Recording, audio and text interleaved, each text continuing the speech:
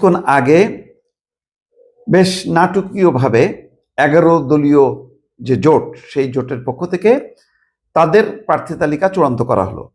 সেখানে প্রথমে দেখালো তারা ইসলামী আন্দোলন 45, কিন্তু ফাইনালি যখন ঘোষণা করলো তখন আর ইসলামী আন্দোলনটা বাদ থাকলো।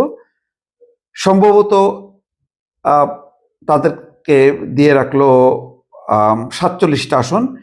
এখন তারা অফিসিয়ালি যেটা অ্যানাউন্সমেন্টটা করছে সেটা হচ্ছে 253টা আসনে ইসলামী আন্দোলনকে বাদ দিয়ে তারা 253টা আসনে তারা প্রার্থী তালিকা চূড়ান্ত করলো। তার মানে তাদের জন্য ইসলামী আন্দোলনের জন্য 47টা রেখে দিল।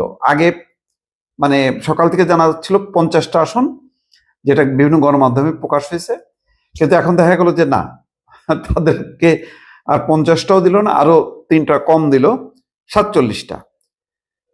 সেই অর্থে এখন যেটা দাঁড়াচ্ছে, জামাতে ইসলাম আরো 190টা তাদের মানে আসনে নির্বাচন করার কথা ছিল, সেটা কমে যে এখন 179টা। এনসিপি 30টা 30-এ থাকলো। খেলাফত মজলিস, বাংলাদেশ খেলাফত মজলিস 20, আর শুধু খেলাফত মজলিস 10। এলডিপি কর্নেল অলি আজকে সংবাদ সম্মেলনে তিনিও ছিলেন, জামাতের আমির শফিকুর রহমানের পাশে তিনিও ছিলেন। Khelafat LDP 7, AB party Mujibur Rahman Manjur AB party 3, BDP 2, Nizami Islam 2। এখানে মূল ঝামেলাটা হলো যে তারা 300 আসনে করতে পারল না, এই কারণে যে ইসলামী আন্দোলন একেবারে খুব মানে কঠিন অবস্থা নিয়েছে, যে তারা এটা মানে না। তারা মিনিমাম 65টা 70টা এরকম একটা আসন সম্ভবত তাদের চাহিদা ছিল। প্রথমে তো আরো বেশি ছিল, আগে প্রায় 150 আসন, সেখান থেকে কমতে কমতে তারা এত কমে রাজি না। কালকে সম্ভবত তারা তাদের অবস্থানটা ক্লিয়ার করবে আগামীকাল বিকাল 3টার সময়। তো এই ঠেলাঠেলিতে যেটা হলো, জামাত ইসলামের সিট কিন্তু অনেক কমে গেল। তাদেরকে মূল প্রতিদ্বন্দ্বী বিএনপির সঙ্গে প্রতিদ্বন্দ্বিতা করতে হবে, যেখানে বিএনপির আসন 285টা এককভাবে, আর জামাতের এককভাবে থাকলো কিন্তু 179টা। 179টা দিয়ে ফাইট করতে হবে 285টা।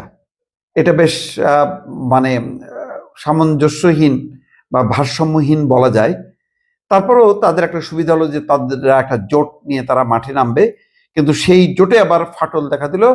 তাদের যে মূল শক্তি ছিল 2 নম্বর অবস্থানে, যে ইসলামী আন্দোলন থাকলো না। ইসলামী আন্দোলন না থাকাতে এনসিপি 2 নম্বরে চলে আসলো। এখন তারা বলতে পারবে জামাত এনসিপি জোট। আগে কিন্তু সেটা বলতে পারতো না। আগে হয়তো ছিল জামাত আন্দোলন জোট, মানে ইসলামী আন্দোলন। যাক, একটা বজগট বাঁধলো আর কি শেষ পর্যন্ত। একেবারেই শেষ মুহূর্তে এসে আজকে এইভাবেই তাদেরকে ঘোষণা দিতে হলো। তবে যেহেতু তারা ইসলামী আন্দোলন একটু বেকায়দায় পড়লো, এখানে 11 দলীয় জোটের মধ্যে 10টা রাজনৈতিক দল আজকে সংবাদ সম্মেলনে ছিল এবং তারা যুগপৎভাবে ঘোষণা করলো। সব মিলায় তারা ঠিক, যেহেতু একটা বড় পার্টি, হাত পাখা, এখানে দাড়িপাল্লার বাইরে পরিচিত যেই মানে প্রতীক, সেটা হচ্ছে হাত পাখা। সেই হাত পাখা না থাকাতে তারা একটু হোঁচট খেলো। এখন হয়তো ইসলামী আন্দোলন তারা তো আর 45টি রাজি হবে না।